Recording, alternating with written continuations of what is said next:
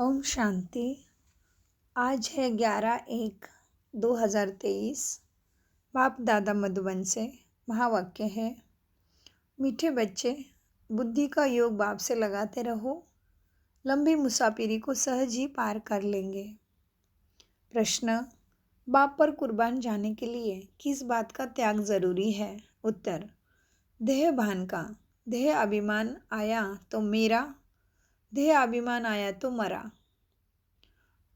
व्यभिचारी हुआ, इसलिए कुर्बान होने में बच्चों का हृदय विदीर्ण होता है। जब कुर्बान हो गए तो उस एक ही की याद रहे, उन पर ही बलिहार जाना है, उनकी ही श्रीमत पर चलना है। गीत चला है, रात के राही थक मत जाना, सुबह की मंजिल दूर नहीं है। तो बाबा ने क्या कहा? बच्चे थकना नहीं है अभी। भगवान वाच ओम शांति। भगवान वाच, भगवान अपने बच्चों को राजयोग और ज्ञान सिखाते। यह कोई मनुष्य नहीं। गीता में लिखा हुआ है, श्री कृष्ण भगवान वाच, अब श्री कृष्ण सारी दुनिया को माया से कैसे लिबरेट करेगा? ये संभव नहीं। बाप ही आकर बच्चों के प्रति समझाते हैं, जिन्होंने बाप को अपना बनाया है और बाप के सम्मुख बैठे हैं। श्री कृष्ण को बाप नहीं कहा जा सकता। बाप को कहा जाता है परम पिता, परम धाम में रहने वाला। आत्मा इस शरीर द्वारा भगवान को याद करती है। बाप बैठ समझाते हैं कि मैं तुम्हारा बाप परम धाम में रहने वाला हूँ। मैं सभी आत्माओं का बाप हूँ। मैंने ही कल्प पहले बच्चों को आकर सिखाया था कि बुद्धि का योग मुझे परमात्मा से लगाओ। मैं आत्मा से बात करता हूँ। आत्मा जब शरीर में ना आए तो आंखें द्वारा देख भी ना सके, कानों द्वारा आत्मा सुन भी ना सके। आत्मा बिना शरीर तो जड़ हो जाता है। आत्मा चैतन्य है, गर्भ में बच्चा है, परंतु जब तक उसमें आत्मा ने प्रवेश नहीं किया तब तक चुरपुर नहीं होती है। ऐसे चैतन्य आत्माओं से बाप बात करते हैं, कहते हैं मैंने यह शरीर लोन पर लिया है। मैं आकर सभी आत्माओं को वापस ले जाता हूँ। फिर से आत्माएं सुखमय होती है, उन्हों को राजयोग सिखाता हूँ। राजयोग सारी दुनिया नहीं सीखेगी, कल्प पहले वाले ही राजयोग सीख रहे हैं। अब बाप समझाते हैं, बुद्धि का योग बाप के साथ अंत तक लगाते रहना है, इसमें अटकना नहीं। स्त्री पुरुष होते हैं तो पहले एक दो को जानते भी नहीं। जब तक दोनों की सगाई होती है, फिर कोई 60 या 70 वर्ष भी इकट्ठे रहते हैं, तो सारी जीवन जिस्म को याद करते रहे। वह कहेंगे ये मेरा पति है, वह कहेगा ये मेरी पत्नी है। अब तुम्हारी सगाई निराकार से हुई है, निराकार बाप ने आकर सगाई कराई है। कल्प कहते हैं, कल्प पहले मुआफिक तुम बच्चों की अपने साथ सगाई कराता हूँ। मैं निराकार इस मनुष्य सृष्टि का बीज रूप हूँ। सभी कहेंगे कि ये मनुष्य सृष्टि गॉड फादर ने रची है, तो तुम्हारा बाप सदैव परमधाम में रहते हैं। अभी कहते हैं मुझे याद करो। मुसाफिरी लंबी होने के कारण बच्चे थक पड़ते हैं। बुद्धि को एक पूरा लगा नहीं सकती। माया बहुत ठोकरें भी खिलाती है, थक पड़ते हैं। बच्चे भूल भी जाते हैं, देह भान में आते हैं, मर भी पड़ते हैं, फिर बाप का हाथ भी छोड़ देते हैं। कल्प पहले भी ऐसे हुआ था। यह तो जब तक जीना है बाप को याद करना है, कमाई है। स्त्री का पति मर जाता है तो भी याद तो करती रहती है ना। यह बाप भी व पति ऐसे छोड़कर जाने वाला तो नहीं है।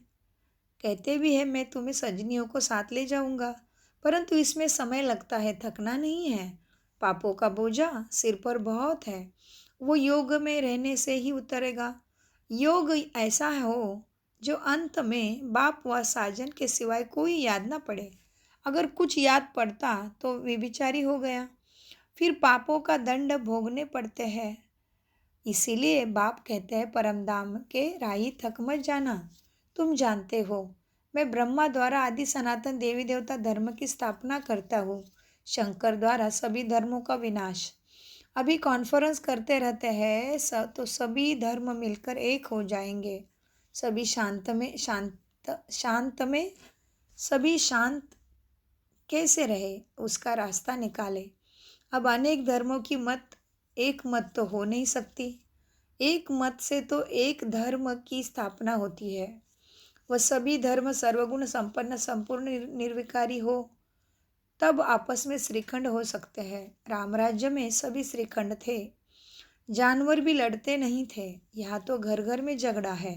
लड़ते तब है जब उनकी कोई धनी धोरी नहीं है, बाप से कनेक्शन टूटता है, लड़ते झगड़ते हैं। माता पिता को नहीं जानते, गाते भी है तुम्हें वो माता, हम बालक तेरे तेरे कृपा से सुख घनेरे। सुख घनेरे अभी है नहीं तो कहेंगे माता पिता की कृपा नहीं। बाप को जानते नहीं तो बाप कृपा कैसे करे? फिर टीचर के डायरेक्शन पर चले, टीचर के डायरेक्शन पर चले तभी तो कृपा हो। वह तो कह देते सर्वव्यापी है, तो कृपा कृपा कौन करे, किस पर करे? कृपा लेने वाला और कराने वाला दोनों चाहिए। स्टूडेंट पहले तो आकर टीचर के पास पढ़े, यहाँ कृपा अपने ऊपर करे, फिर टीचर के डायरेक्शन पर चले। पुरुषार्थ कराने वाला भी चाहिए। यह बाप भी है, टीचर भी है, तो सद्गुरु भी है। उनको परमपिता, परम शिक्षक, परम सद्गुरु भी कहा जाता है। बाप कहते हैं मैं कल्प कल्प यह स्थापना का कार्य कराता हूँ, पतित दुनिया को पावन दुनिया बनाता हूँ। World almighty authority, world almighty authority है ना, तो वर्ल्ड ऑलमाइटी का राज्य कायम रहते हैं। सारी सृष्टि पर एक ही लक्ष्मी नारायण का राज्य था, उन्हों की ऑलमाइटी अथॉरिटी थी। वहाँ कोई झगड़ा नहीं न कर सके, वहाँ माया ही नहीं है। इसीलिए गोल्डन एज सिल्वर एज कहते हैं। सत्ययुग त्रेता दोनों को स्वर्ग अथवा वैकुंठ कहेंगे। सभी गाते भी है, चलो वृंदावन राधे बाजे बाजे राधे गोविंद। जाते तो कोई नहीं, गाते रहते हैं। अब तो माया का राज्य है, रावण की मत पर है। देखने में तो बड़े बड़े मनुष्य अच्छे आते हैं, बड़े बड़े टाइटल मिलते हैं, थोड़ी जिस्मानी हिम्मत दिखाते हैं, वह अच्छा कर्म करते हैं तो टाइटल मिलते हैं। कोई डायरेक्ट ऑफ फिलासॉफी, कोई डॉक्टर ऑफ फिलासॉफी को कोई क्या, बाबा कहते कोई को डॉक्टर ऑफ फिलासॉफी, कोई को क्या, ऐसे ऐसे टाइटल देते रहते हैं। अभी तुम तो हो ब्राह्मण, बरोबर भारत की सर्विस में हो ना। तुम दैवी राजधानी स्थापन करते हो, जब स्थापना हो जाएगी तब तुमको टाइटल मिलेंगे। सतयुगी सूर्यवंशी राजा रानी, चंद्रवंशी राजा रानी, फिर तुम्हारा राज्य चलेगा। वहाँ कोई को टाइटल नहीं मिलता, वहाँ दुख की बात ही नहीं। जो कोई को दुख दूर करे वहाँ बहादुरी दिखाए। जो टाइटल मिले, जो रस्म रिवाज यहाँ होती है वहाँ नहीं होती। ये लक्ष्मी नारायण इस पति दुनिया में आ सकते हैं। इस समय कोई भी पावन देवता नहीं है, यह है आसुरी दुनिया। अनेक मतांतर में मूंझ गए हैं। यहाँ तो एक ही श्रीमत है जिससे राजधानी स्थापन हो रही है। हाँ, चलते चलते कोई को माया का कांटा लग जाता है तो झगड़ते रहते हैं। इसलिए बाप कहते हैं सदैव श्रीमत पर चलो, अपनी इस मत पर चलने से धोखा खाएंगे। सच्ची कमाई होती है सच्चे बाप की मत पर चलने से, अपनी मत से बेड़ा गर्क हो जाएगा। कितने महावीर श्रीमत पर न चलने कारण अधोगति को पहुँचते हैं। अभी तुम, बाबा कहते हैं अभी तुम बच्चों को सदगति को पाना है। श्रीमत पर ना चला और दुर्गति को पाया तो फिर बहुत पछतावा करना पड़ेगा।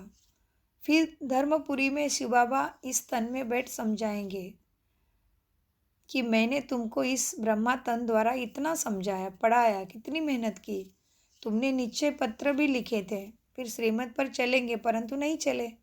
श्रीमत को कभी नहीं छोड़ना, कुछ भी हो बाप को बताने से सावधानी मिलती रहेगी। कांटा लगता है तभी है जब बाप को भूलते हैं। बच्चे सदगति करने वाला बाप से भी 3 कोस दूर भागते हैं। गाते भी है ना, वारी जाऊँ कुर्बान जाऊँ, परंतु किस पर? ऐसे तो नहीं लिखा है सन्यासी पर जाऊँ या ब्रह्मा विष्णु पर वारी जाऊँ। वारी श्री कृष्ण पर जाऊँ, कुर्बान जाना है परमपिता परमात्मा पर, कोई मनुष्य पर नहीं। वर्षा मिलता है बाप से, बाप बच्चों पर कुर्बान होता है। यह बाप बेहद का बाप भी कहते हैं मैं कुर्बान होने आया हूँ, परंतु बाप पर कुर्बान होने में बच्चों को हृदय कितना वितीर्ण होता है। देहाभिमान तो देहाभिमान में आया तो खत्म।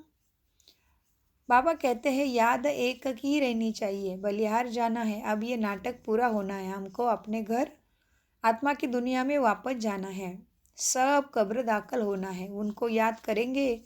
इसमें अभ्यास बहुत चाहिए। गाया भी है, चाके तो चढ़े वैकुंठ रस, गिरे तो चकनाचूर। चाके तो चढ़े फिर बाबा कहते गाया भी हुआ है, चढ़े तो चाके अमृत रस, माना वैकुंठ रस। जोर से गिरे तो बस पद गवा देते हैं। ऐसे नहीं, स्वर्ग में नहीं आएंगे। परंतु राजा रानी बनने और प्रजा बनने में फ़र्क है ना। यहाँ का भील भी देखो, मिनिस्टर भी देखो, फ़र्क है ना। इसलिए पुरुषार्थ पूरा करना है। कोई गिरते हैं तो एकदम पतित बन जाते हैं, श्रीमत पर चल नहीं पाते तो माया नाक से एकदम पकड़ गटर में डाल देती है। बाप दादा का बनकर फिर ट्रेटर बनना है, गोया उनका सामना करना है। इसलिए बाप कहते हैं कदम कदम संभाल कर चलो। अब माया का अंत होने वाला है तो माया बहुतों को गिराती है, इसलिए बच्चों को खबरदार रहना है। रास्ता ज़रा लंबा है, पद भी बहुत भारी है। अगर ट्रेटर बन लो तो सज़ा भी भारी है। जब धर्मराज बाबा सज़ा देते हैं तो बहुत रड़ियाँ मारते हैं, जो कल्प कल्प के लिए कायम हो जाती है। माया बड़ी प्रबल है, थोड़ा सा भी बाप का डिसरिगार्ड किया तो मरा। गाया हुआ है, सदगुरु का निंदक ठोर न पाए। काम क्रोध वश उल्टे काम करे, गोया बाप की निंदा कराते और दंड के निमित्त बन जाते। अगर कदम कदम पर पद्मों की कमाई है तो पद्मों का घाटा भी है ना।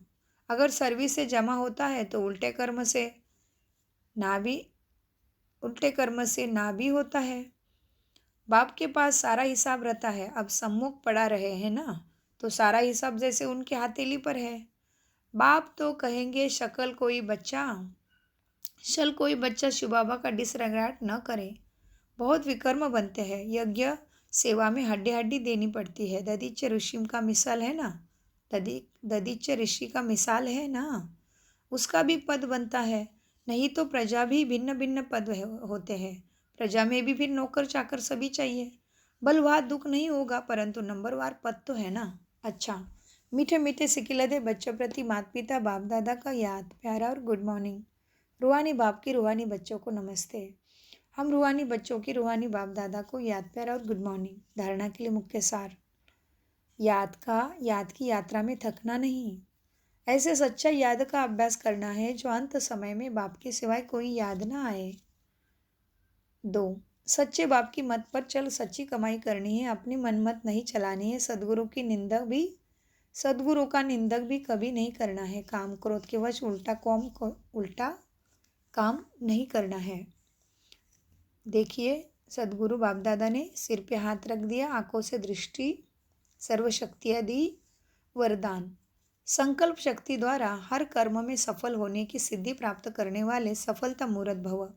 वरदान का विश्लेषण है, संकल्प शक्ति द्वारा बहुतों से कार्य सहज सफल होने की सिद्धि का अनुभव होता है। संकल्प शक्ति द्वारा बहुतों से कार्य सहज सफल होने की सिद्धि का अनुभव होता है। जैसे स्थूल आकाश में भिन्न भिन्न सितारे दिखते हो, ऐसे विश्व के वायुमंडल में आकाश में चारों ओर सफलता के चमकते हुए सितारे भी तब दिखाई देंगे जब आपके संकल्प श्रेष्ठ और शक्तिशाली होंगे। सदा एक बाप के अंत में खोए रहेंगे। आपके ये रूहानी मूर्त दिव्य दर्पण बनेंगे।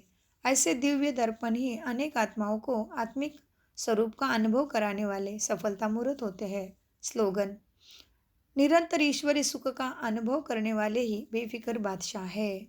निरंतर ईश्वरीय सुखों का अनुभव करने वाले ही बेफिक्र बादशाह है। ओम शांति।